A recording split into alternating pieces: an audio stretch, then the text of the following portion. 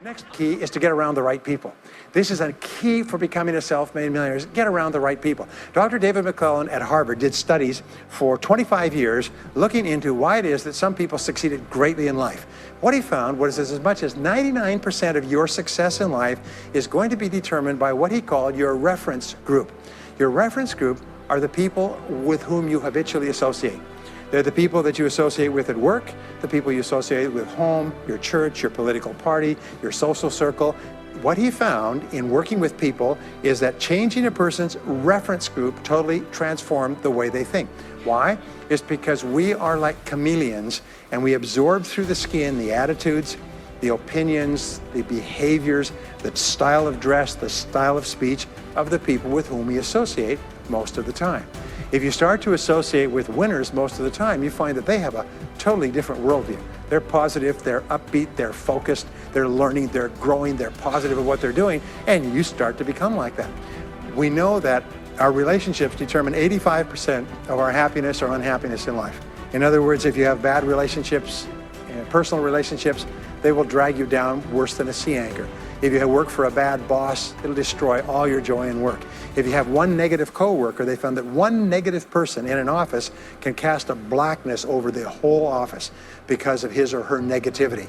And so the most important thing you do is you choose your relationships with care and only associate with people that you like and respect and enjoy being around. Next is be prepared to climb from peak to peak.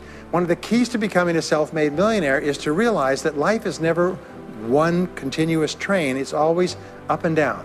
So it goes up. Like if you climb a mountain peak, you have to go down into the valley before you climb the next peak. So all of life is cycles and trends. All of life is cycles and trends. And there's up cycles and there's down cycles and there's up trends and there's down trends. The question is, what is the general direction of your trends? We say this, is that life is 2 steps forward and 1 step back. Successful people focus on the 2 steps forward and then they protect themselves on the downside. They build up cash reserves.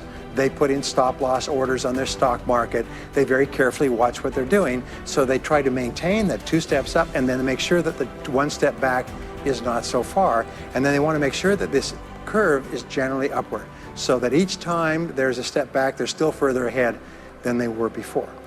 The next one, which is to develop resilience and bounce back.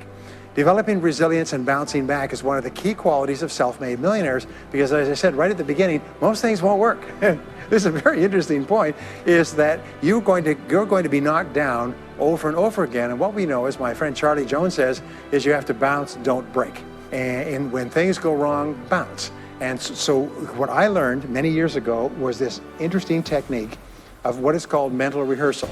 And mental rehearsal says that you mentally prepare for the inevitable downturns before they occur. So you say, all right, in the course of life, things are going to go wrong, but when they do, I'm not going to become upset. I'm not going to get mad or angry or anything else. I am just going to take it and learn from it and pick myself up and keep going. Sometimes I ask this question, does anybody here have any problems? Everybody says, yes, everybody's got problems.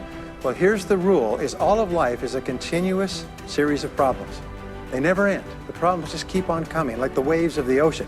The only break in this unbroken series of problems will be the occasional crisis.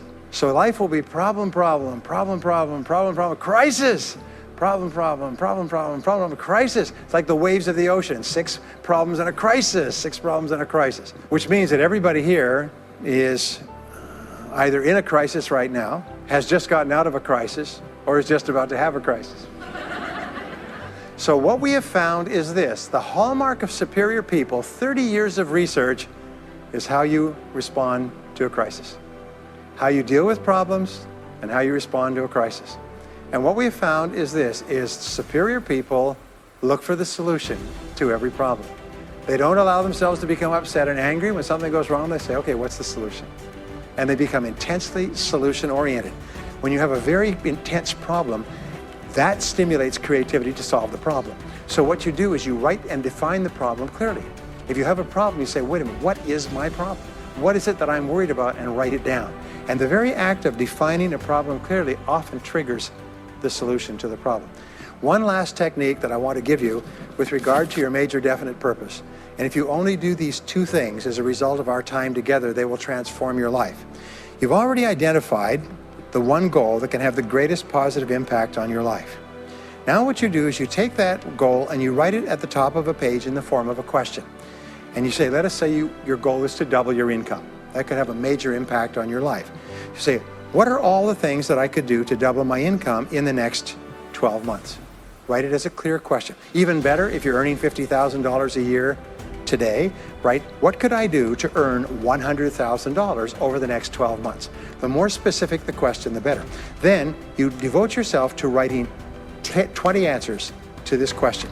You must write a minimum of 20 answers. Work harder, work smarter, start earlier, stay later, change occupations, upgrade my skills, whatever it is, keep forcing yourself to write till you've written 20 answers. We call this mindstorming. The first 3 to 5 answers will be easy. The next 3 to 5 answers will be difficult. The last 10 answers will be incredibly difficult. But I have given this exercise to people who've gone on to become millionaires so many times I've lost track, because they often find that the 20th answer changes their whole life. And if you've ever done this once, it's absolutely staggering. More people have become millionaires with this simple idea of mindstorming, what I call the 20 idea method, than any other single method of creative thinking ever discovered. Once you've got your 20 answers, pick one answer and take action on it immediately. Once you've got, it doesn't matter what it is, just take one answer and take action on it, and that will keep you thinking and acting creatively all day long.